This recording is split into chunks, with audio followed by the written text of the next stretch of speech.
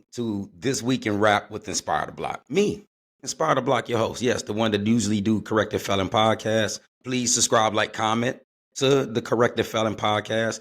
But also, I wanted to do something a little different. I wanted to bring some entertainment, something good, something fun to the internet world. And I'm somebody that listens to rap music all day, every day. Yeah, I'm a little old head that still enjoys the genre of music that I grew up on, which is rap music. I love it. And so what I wanted to do was just talk about the events of the week that happened specifically with rap music or rappers. I don't want to talk about the entertainment world as a whole. Sometimes it might be intertwined on this podcast, but overall, we're going to just talk about rap music. And so let me start this podcast off with the conversation that everybody's been having in rap music, and that is the beef between Kendrick Lamar and Drake versus everybody. Drake had to take on every goddamn body in the industry, and I've never seen the industry be so adamant about getting rid of a specific artist. Like, they tired of him, and I don't know why. I like his music. I fuck with him heavy. I like Kendrick a little bit. I don't know a lot of his music. I do know some songs, but not like I know Drake. And so when we witnessed this rap battle, everybody came to the conclusion that Kendrick Lamar, as far as the songs and the bars, he beat Drake like a motherfucker. Now, I differ with that a little bit, but to each his own. It's one of those arguments or conversations that it's your opinion. Whatever you think, whatever side you choose to be on in that rap battle, then it is what it is. Can't nobody really be mad at you. Can't nobody fault you. But for me, I still rock with Drake, even though I think collectively, when you look at strategically how Kendrick fought that battle, yeah, he hit Drake with some shit. But once again, Drake's music and the shit that he's going to continue to do, I think is going to overshadow everything. So, I'm still rocking with Drake. But however, right, in this rap battle, I guess at the end of it, none of them lost. You can say Drake lost. You can say Kendrick lost, depending on what side you on. But none of them really lost because as of right now, Kendrick Lamar's streams is, man, hitting hard. Like, right now, he's over 200 something million streams. His catalog is back into rotation, and he has the number one song in the world right now. So he doing great. And also Drake. Yeah, everybody feel like Drake, probably sitting in his room crying somewhere. But as of right now, Drake's still doing good too because his streams went up kind of crazy too with the diss songs. They all made a bunch of money from them rap songs. We listened to them over and over and over again, and we actually put them all in positions to win. Like I said with Kendrick got the number one record in the country right now. He, man, doing his thing. I just saw where he bought a place, so he doing great. But also to the BET Awards 2024 just announced, their nominations. Everybody tap into BET. I still rock with it a little bit. I don't watch it too much like that because I think they fucking junked it. But I do like the BET Awards, and 2024 awards gonna be kind of crazy because Drake got 7 nominations. Nicki Minaj got 6. He leading the way, and then she number 2. I don't understand why she got 6 nominations, but it is what it is. I guess it's Nicki Minaj. BET was scared that if they didn't nominate her that many times, she was going to go on a rant and talk bad about him, and they was going to feel kind of fucked up. But Drake got 7 nominations. Yeah, he got Album of the Year for All the Dogs. A couple joints on there I like. He got Best Male R&B Pop Artist. He's nominated for Best Male Hip Hop Artist, Best Collaboration with Sexy Red and SZA for Rich Baby Daddy. He's nominated for a Viewer's Choice Award with Sexy Red and SZA, and also Video of the Year twice with First Person Shooter and Rich Baby Daddy. So, as we can see right there, Drake doing his thing. Now, will he show up? That's gonna be the $1 million question. Will Drake show up to the BET Awards this year? And I'm pretty sure he's going to win at least 3 to 4 of those categories. I don't see who else going to beat him.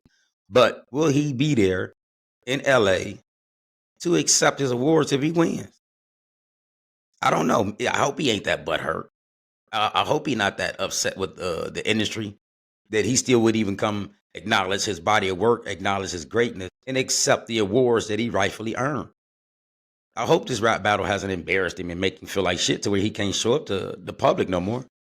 But it is what it is. I wish them boys the much success. They gave us the most epic and great battle as far as rap music that you damn near can ask for, because music just dropped, man, back to back to back. This thing went over a couple weeks. I wish them boys best, and continue to give us great music. And I don't know who's next on the rap battle scene. I see that the Game tried to go at Rick Ross, but it failed miserably. It wasn't nothing good, so we're gonna leave that shit alone. We just need some good ones, not no fake ones to build up, no real good rap battles. So something else happened this week that I think is under the radar in rap music, and that is that Rich Homie Quan has been subpoenaed by the state to testify in the Young Thug and YSL RICO trial. Yeah, yeah.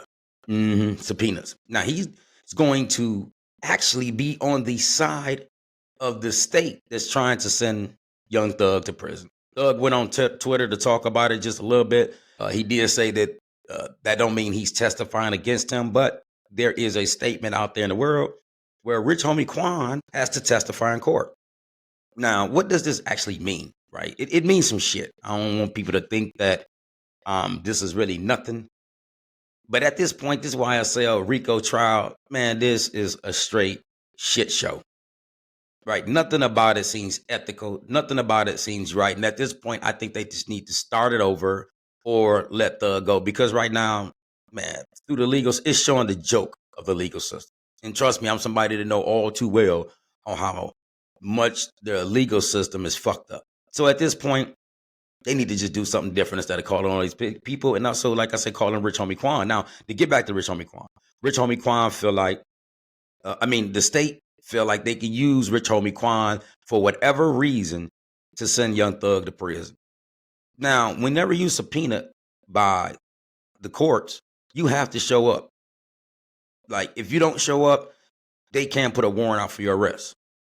But there's something that the state of Georgia wants from Rich Homie Quan that they believe will seal it in conviction or help seal a conviction against Rich Homie Quan. And this is one of these things that I hate, because these rappers always put out false messages to the streets. Now, in order for Rich Homie Quan to be subpoenaed, that either mean, especially by the state, that meaning he had to come in contact with some police and he had to give the police some kind of information that they feel like they can use in trial. Now, as of right now, he's been subpoenaed. I don't know when he's going to be called up to testify against Young Thug, but he will be called sometime in the very near future, because this trial is going on, and I'm just ready for this shit to be over. Please, somebody, y'all go ahead and end this shit, throw it out, do whatever, because we tired of it. It's a clown show. But once again, Rich Homie Quan has to testify against Young Thug for the state. Yeah, he got to do that. I don't know if he can plead the Fifth. Don't get it twisted. He can plead the Fifth Amendment. But for some reason, Rich Homie Quan is being used by the state of Georgia to help prosecute Young Thug. So that's something that's flying under the radar. You need to really be paying attention to that. What does this mean? And also, too, what does this mean as far as the imagery of rappers to the streets? Because according to my understanding, you ain't supposed to be in contact with the police, or 12 as they call them, under no circumstances, whether good or bad. You ain't supposed to fuck with the police, period. So Rich Homie Quan, in some kind of way, fuck with the police, and he got to show up in court in the near future and I guess testify in some kind of way against Young Thug. But we'll see. We'll see how hip hop responds to it, like they did with Gunna, even though Gunna didn't even tell on nobody. But we'll see how the hip hop world responds to it. And I'll let y'all know in the very near future what happens with that. Ice Cube doesn't believe rappers' political opinion will have a sway in the upcoming presidential election. I don't either. I can right now stand on the mountaintop, or I can go down here to Stone Mountain, Georgia, and stand on Stone Mountain. Even if I was a rapper and announced to the world who I was politically siding with, it still wouldn't make no fucking difference. It wouldn't.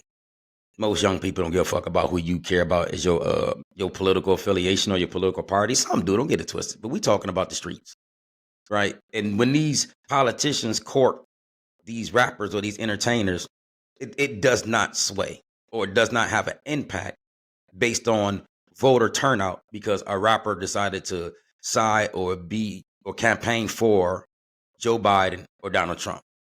Whether a rapper chose to endorse Donald Trump or Joe Biden, it don't make no goddamn difference in the political world or in the rap world. It don't, for that matter, because they're not paying that much attention like that. Let's just be honest. The streets don't really give a fuck like that. They don't. They ain't paying that much attention to the shit that's going on politically because most of the time you don't even understand it. You can't follow this goofy ass shit. You don't know who these people are in Washington, D.C. So when these presidential people or these politicians court these rappers to send a message to y'all, just understand they really don't give a fuck about that, or they don't really mean nothing about it. They just want votes. And like Cube said, I agree with them that it won't sway the election at all. Now, I want to get to some real shit. Let's heat this shit up, all right? Let's start getting to some real shit because man, it's a lot of shit that goes on in the hip hop world that's very, very dangerous. That's very, very, man, harmful. And it seems like nowadays rappers cannot even shoot a video without some bullshit happening. And that leads me to Lil Baby's music video got shot up. Few people got shot. And I don't think nobody was killed, but a few people got shot. And what TMZ did was get access to the 911. Now, what I'm going to do is I'm going to play some of that audio. I'm not going to play all of it, but I'm going to play some of it. And it's chaotic. It is disturbing, but we're going to talk about it. So let me play it right now. This is via TMZ, not me, but TMZ. What is the location Atlanta of your 911 emergency? operator 8530. What is the location of your emergency? Well, over here, hold on. Let me get I need an ambulance. What's the location? Now, I don't know if there's shots or not, but they sound like it. Hold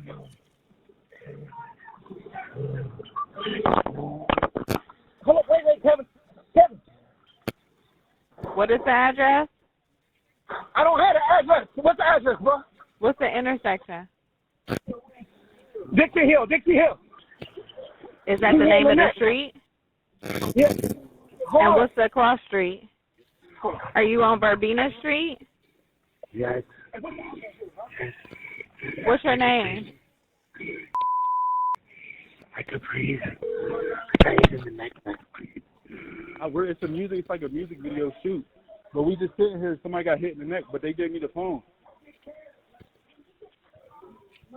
So we don't know what's going on. They just start shooting.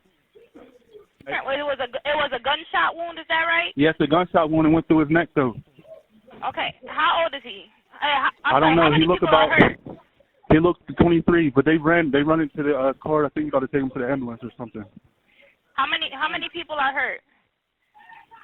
I only see one. Okay. How old is he? I don't know. He looks 23, 24. A young guy. Okay. Is he awake? Yeah, he's awake. He's walking, but it went all the way through. Okay. And is he breathing? Yeah, he's breathing, but it's like hard for him to breathe. When did this happen?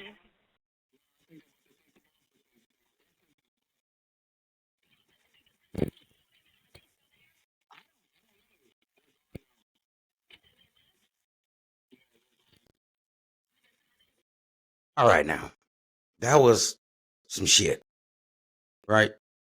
Somebody got shot in the neck at a video shoot of Lil Baby. Now, from my understanding, from what I've read, this had nothing to do with Lil Baby. He was not the result. He wasn't the perpetrator, nor was he somebody defending himself in this incident. This was a random act of violence that happened at a video shoot. To me, this is bold. Like, why not come out and have fun? Everybody, the community, you get the opportunity to meet Lil Baby. I mean, possibly be in the video, and then y'all bring this shit to the video shooting. Like, come on now. We got to be smarter than that. We got to be better than that. Let's be civilized individuals.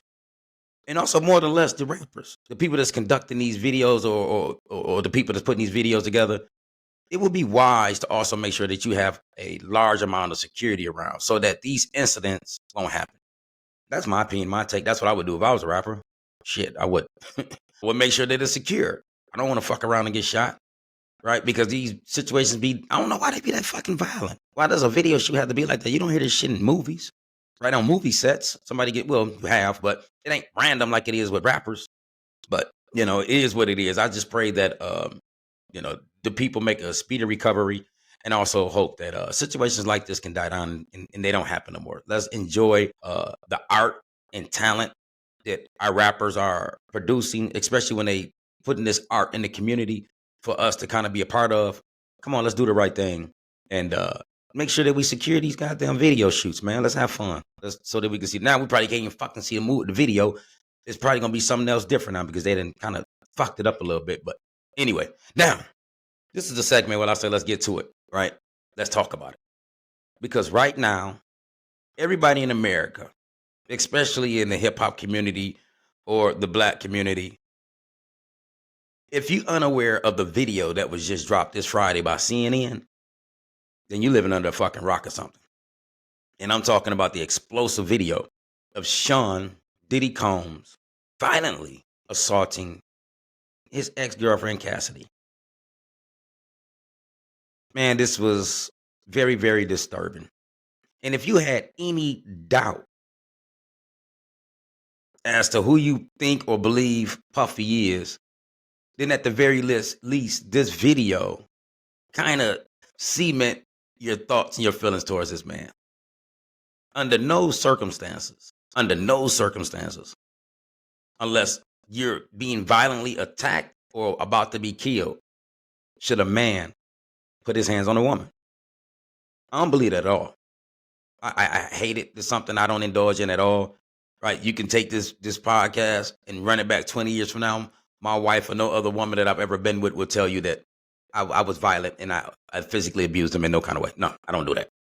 And that brings me to this fool Puffy, because he put out a statement when all this shit was starting to go off back in December, right? When the allegations and all this stuff was starting to pop off against this fool put out a number of Instagram posts claiming his innocence. But also, too, this video had been sitting on somebody's phone or on somebody's computer somewhere. But he put out statements knowing that this is something that fucking happened. How can you be this fucking stupid?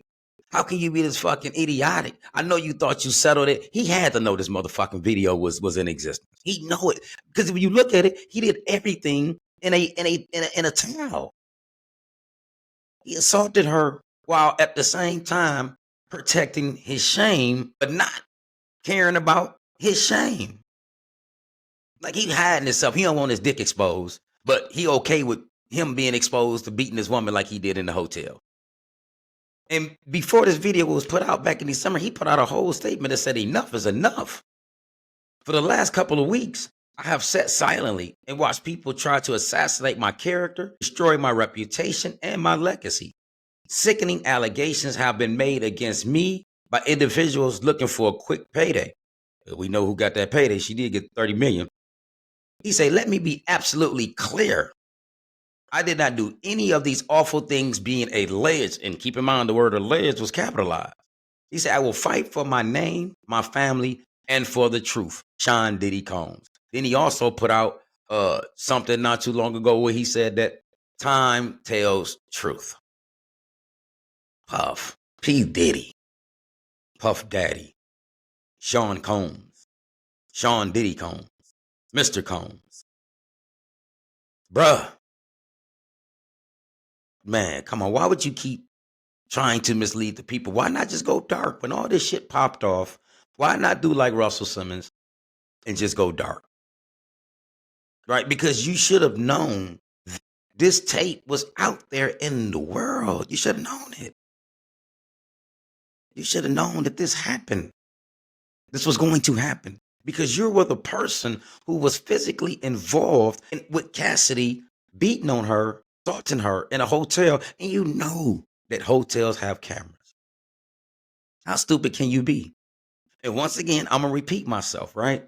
He was protecting his shame while at the same time exposing his shame.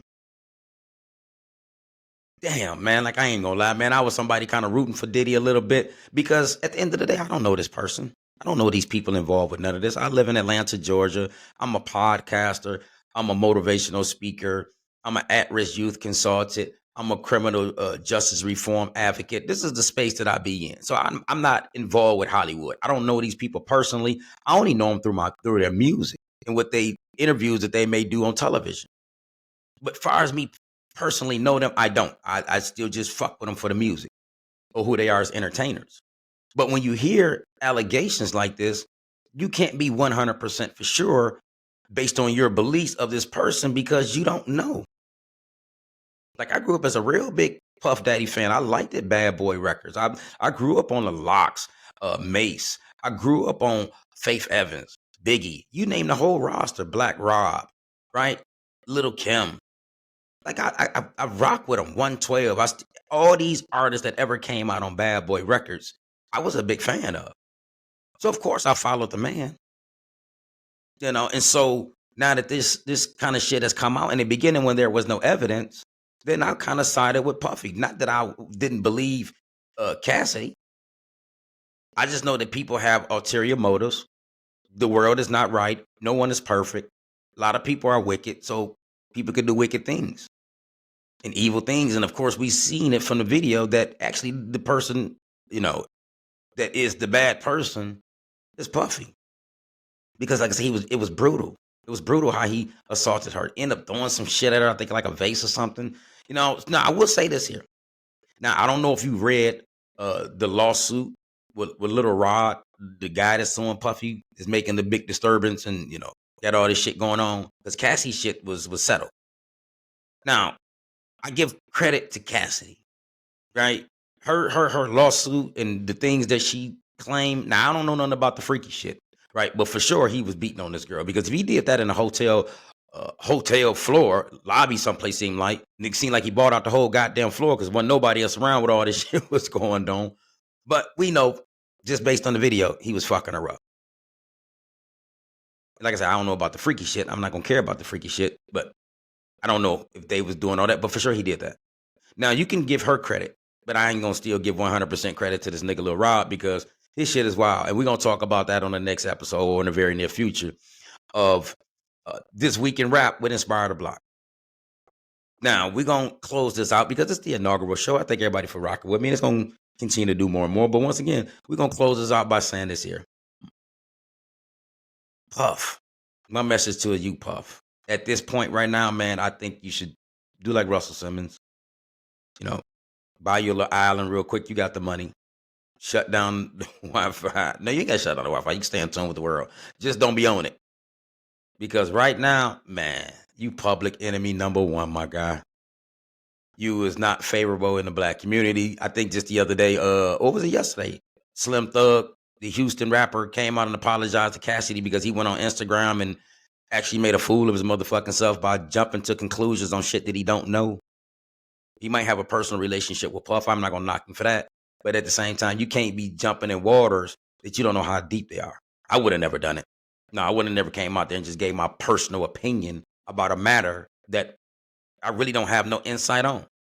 So he was made to look foolish, but he did the honorable thing, came back and apologized. But once again, you don't have to do that if you just stay in your lane and mind your motherfucking business. So, yeah, Puffy, buy Island, go hide out for a few years, man, and maybe try to double back. But, it's got to be smarter.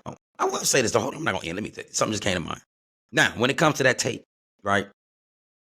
And we'll talk about this on the next episode, or depending on what the news brings. But I believe this is going to be in the news all week because the morning radio shows haven't gotten to it yet. It's only Sunday. They can't wait to fire the microphones and shit up come Monday and go crazy across the radio waves. Yeah, it's going to continue to evolve. But, right, what I'm going to talk about on my next one is this here. For some reason, that tape had been sitting around for 8 years. Somebody had possession of it. Did Cat Williams have that goddamn tape? He may have. I don't know.